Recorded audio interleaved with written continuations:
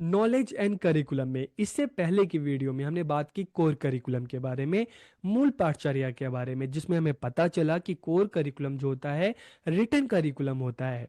ठीक है।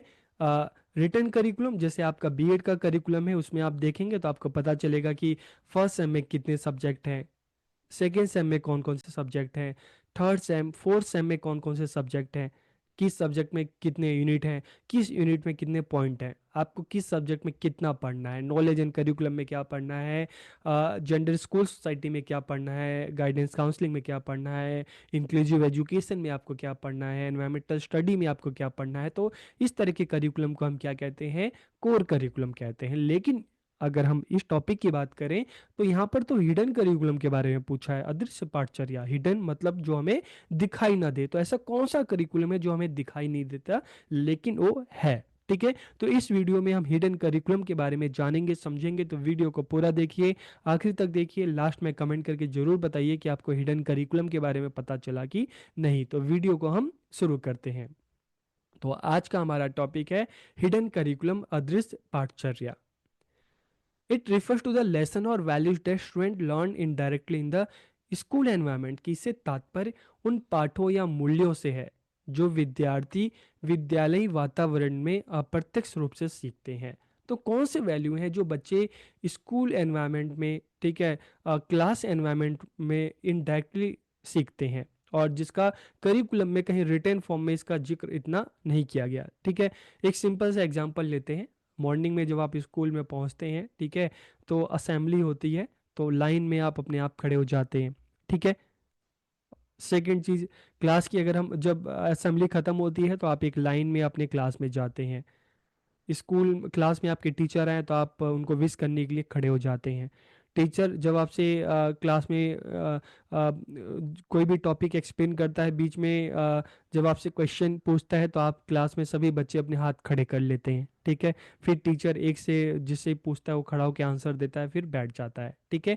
तो इस तरह की जो वैल्यू सीख रहे हैं बच्चे, ठीक है, इस तरह के जो मूल्य सीख रहे हैं, इसका जिक्र कहीं उसमें करिकुलम में नहीं होता। लेकिन ये जो है, ये बच्चे नॉर्मल सब्जेक्ट में जो अलग अलग जो सब्जेक्ट पढ़ रहे होते हैं उनके साथ ये चीज़ें अपने आप बच्चे सीखते हैं, वैल्यूज सीखते हैं, डिसिप्लिन सीखते हैं।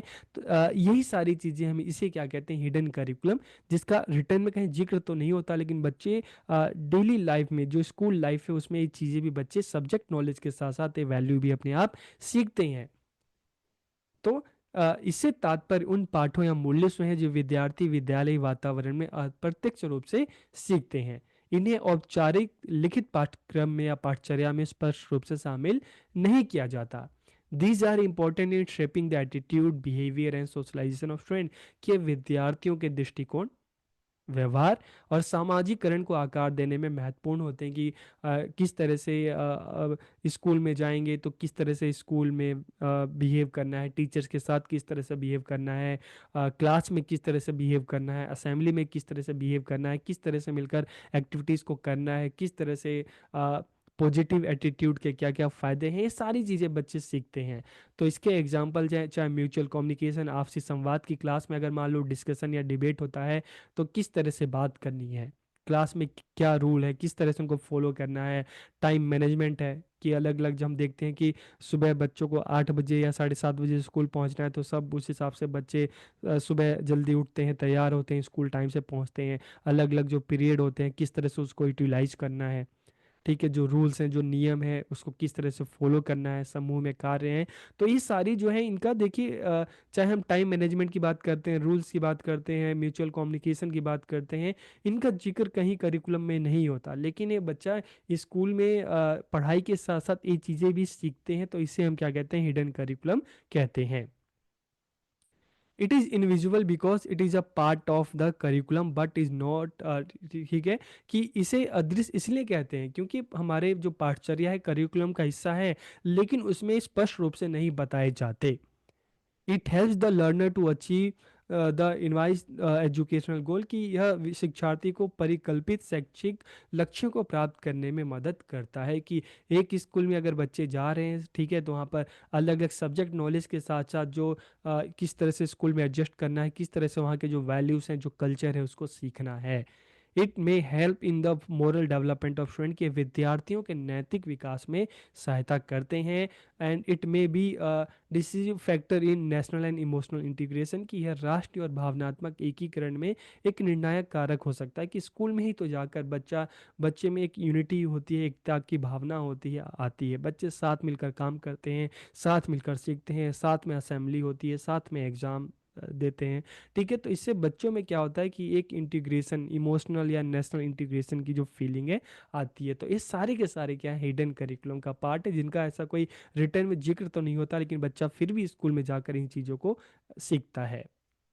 इसके कैरेक्टरिस्टिक्स की अगर हम बात करें, विशेषताओं की बात करें, इट इन्हेंसिस टीचिंग इफेक्टिवनेस, यह शिक्षण प्रभावशीलता को बढ़ाता है। तो अब क्वेश्चन आता है कि जो हिडन करिकुलम है किस तरह से टीचिंग इफेक्टिवनेस को बढ़ाता है। ठीक है, अब मान लो जब हम हिडन करिकुलम की हमने बात की, तो इसमें हमने टाइम मैनेजमेंट की बात की, हमने इसमें वैल्यूज़ की बात की, इसमें हमने रूल्स की बात की। अगर आप खुद ये समझिए कि क्लास में बच्चे हैं, बहुत पंक्चुअल हैं, ठीक है, क्लास में जो बच्चे हैं बिल्कुल जो भी रूल्स है, जो भी नियम है उसको मानते हैं, तो इससे क्या होगा, क्लास में किसी तरह का हो हल्ला नहीं होगा। ठीक है, टीचर अच्छे से पढ़ा सकता है, बच्चे अच्छे से सीख सकते हैं, किसी तरह की कोई डिस्टर्बेंस भी नहीं होगी। तो अगर बच्चे में अच्छी वैल्यूज होगी, बच्चे पंक्चुअल होंगे, ठीक है, बच्चे ओबीडियंट होंगे, तो क्या होगा, क्लास में टीचिंग लर्निंग बहुत अच्छी होगी। It include social norms, cultural value and work habit, कि इसमें सामाजिक मानदंड है, सांस्कृतिक मूल्य हैं, कार्य आदतें शामिल है, कि किस तरह से बच्चों को काम करना है। ठीक है, किस तरह की वैल्यू क्लास में, स्कूल में, घर में किस तरह की वैल्यूज बच्चों में होनी चाहिए। ठीक है, सामाजिक मानदंड, सोशल नॉर्म्स की किस तरह से बच्चों को जो रूल्स हैं, जो नियम है उसको फॉलो करना है। तो it includes behaviour and attitude that are taught implicitly, कि इसमें व्यवहार और दृष्टिकोण शामिल है जो निहित रूप से सिखाए जाते हैं बच्चों को।